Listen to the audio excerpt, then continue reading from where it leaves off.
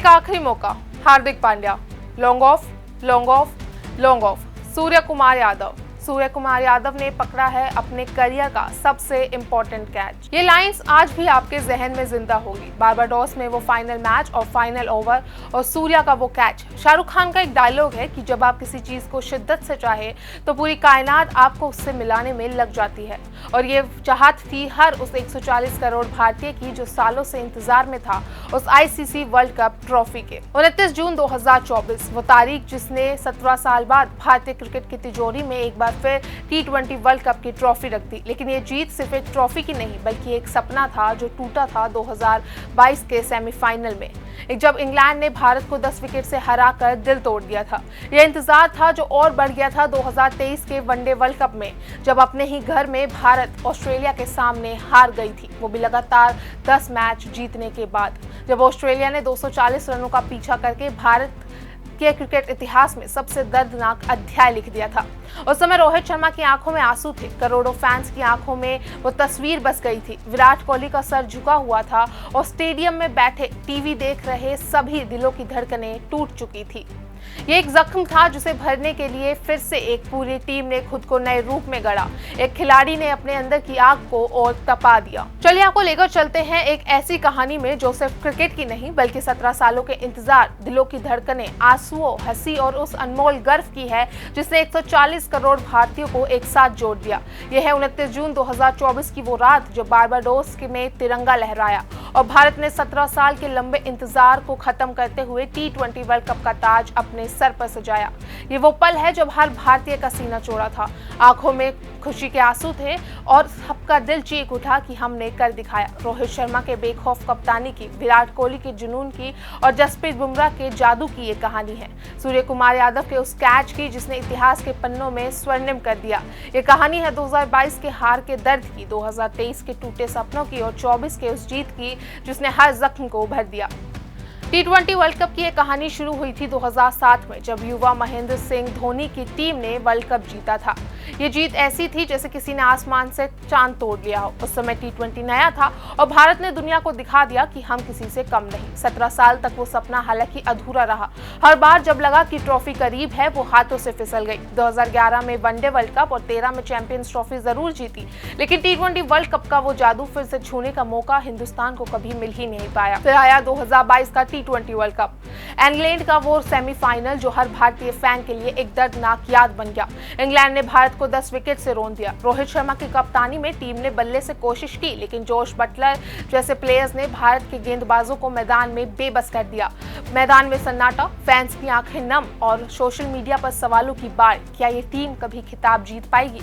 रोहित चुप थे, आंखों में आंसू थे, लेकिन वो सोच चुके थे कि अब टीम को खेलने का तरीका बदलना पड़ेगा और ये बदलाव की शुरुआत उन्होंने खुद के खेल से।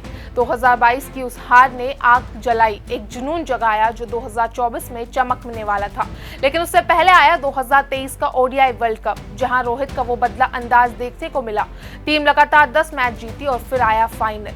2023 का वनडे वर्ल्ड कप फाइनल 2022 से भी बड़ा जख्म दे गया। अहमदाबाद के नरेंद्र मोदी स्टेडियम में लाखों लोगों जो बैठे हुए थे, जो टीवी देख रहे थे, टकटकी लगाए, उनका दिल टूट गया क्योंकि ऑस्ट्रेलिया ने भारत को वो फाइनल मुकाबला हरा दिया। ऑस्ट्रेलिया के ट्रेविस हेड ने 137 रनों की पारी खेलकर भारत के सपनों को चकनाचूर कर दिया। वो हार सिर्फ एक मैच की नहीं बल्कि एक देश के उम्मीदों का टूटना था। रोहित मैदान पर खड़े थे लेकिन उनके चेहरे पर हताशा थी।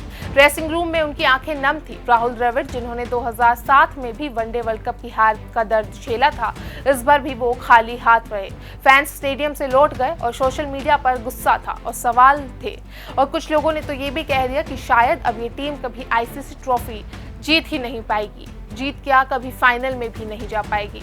ये दर्द हमें और मजबूत बना गया। बदला शुरू हुआ 2024 की कहानी से, जहां भारत ने इतिहास लिख दिया।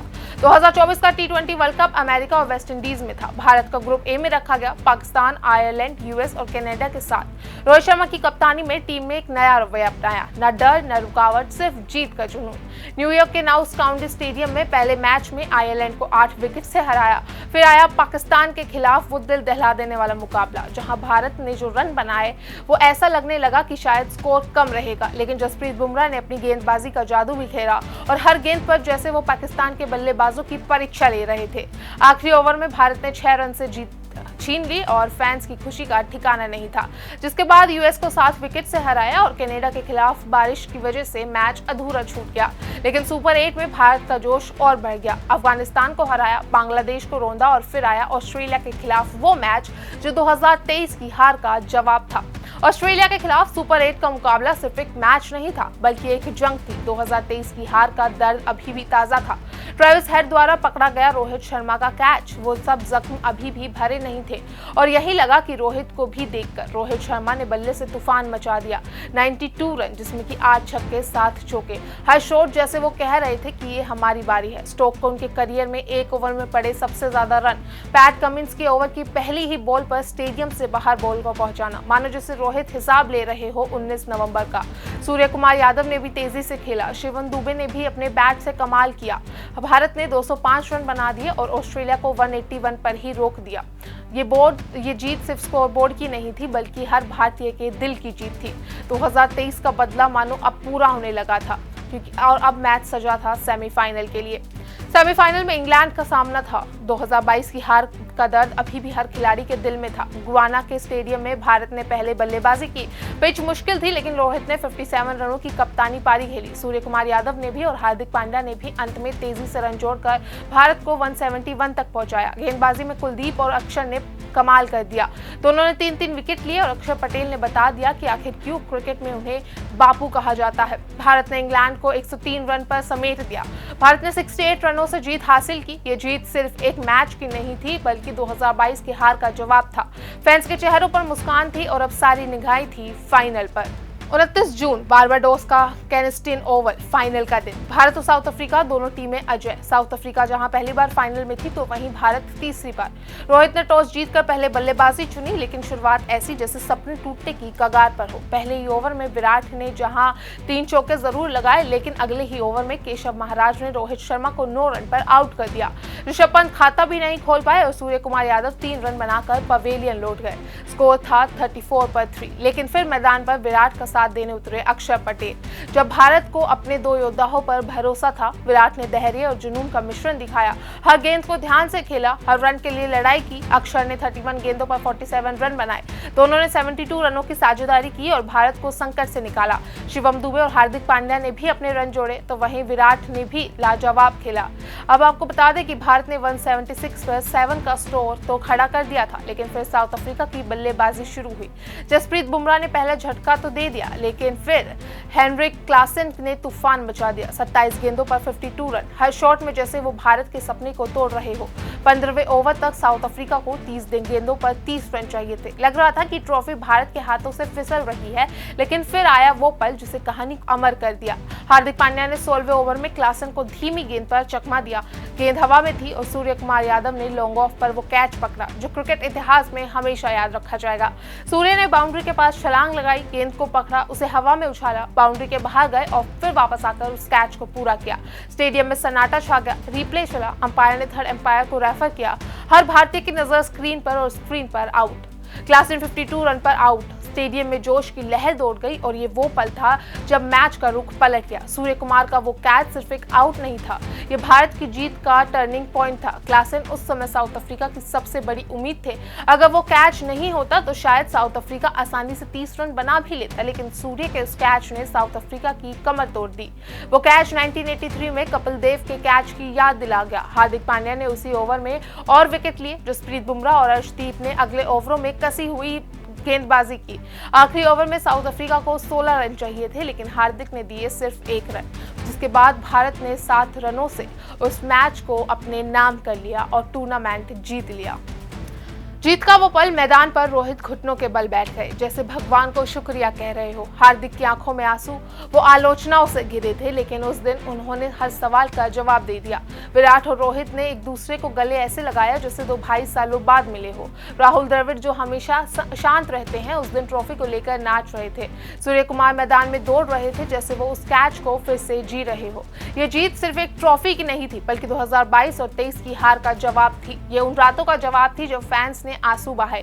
कि उन सुबहों का जवाब थी जब आलोचनाओं ने खिलाड़ियों को तोड़ने की कोशिश की, लेकिन कहते हैं कि खुशी के पलों के साथ थोड़ा गम भी आता है। विराट, रोहित और रविंद्र जडेजा ने फाइनल के बाद T20 इंटरनेशनल से रिटायरमेंट ले लिया। विराट ने कहा कि ये मेरा आखिरी T20 वर्ल्ड कप था, मैंने इसके लिए सब कुछ दे दिया। रोहित ने कहा कि वो इस ट्रॉफी के लिए बेताब थे और अब समय आ गया है कि नई पीढ़ी को मौका मिले। मुंबई में विजय परेड में लाखों लोग सड़कों पर उतरे। समंदर की लहरों की तरह फैंस का हुजूम था। रोहित और विराट ने तिरंगे के साथ जो पोज किया, द्रविड़ ने जो ट्रॉफी को गले लगाया जैसे वो अपने बच्चे को थाम रहे हो, वो हर पल भारतीय के लिए खास था। 11 साल बाद एक ICC खिताब, 17 साल बाद T20 वर्ल्ड कप। ये जीत सिर्फ एक ट्रॉफी नहीं थी, बल्कि एक देश की एकता थी, एक देश का विश्वास था। 2022 की हार ने हमें सिखाया, 2023 की हार ने हमें मजबूत किया और 24 की जीत ने हमें गर्व से भर दिया। रोहित की बेखौफ कप्तानी, विराट का धैर्य, बुमराह का जादू और सूर्या का वो कैच, ये सब मिलाकर एक ऐसी कहानी बनी जो हर भारतीय के दिल में हमेशा जिंदा रहेगी। बारबाडोस की वो रात जब तिरंगा लहराया, वो पल हमेशा हर भारतीय के साथ रहेंगे। फिलहाल के लिए इतना ही। आपको ये रिपोर्ट कैसी लगी जरूर बताइएगा। देखते रहिए प्राइम न्यूज़।